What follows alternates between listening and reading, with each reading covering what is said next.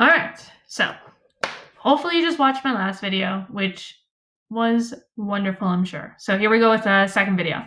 So I left off with talking about zero exponents and explaining that this is a definition. So by definition in mathematics, any number to the 0 power, any number, so 1000 to the 0, pi to the 0, 0.01 to the 0 is always going to be 1. All right, that's just a mathematical definition that we have to keep in mind. However, why isn't it for 0? So I'm going to try to explain it, and let's see if we can figure this out.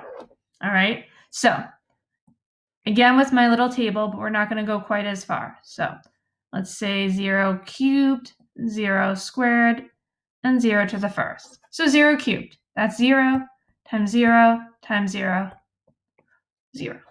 0 squared, 0 times 0, 0, right? 0 to the first, 0. These are wonderful. Here's where the issue becomes. All right, so we can see that 0 to any power, I'm going to write this in words, 0 to any power, and we're talking about positive powers here, is 0, right? Fine, great. This is very nice, wonderful stuff. But what about this, right?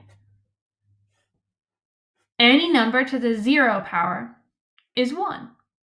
So that would mean that 0 to the 0 should equal 0, right? Because that's this pattern.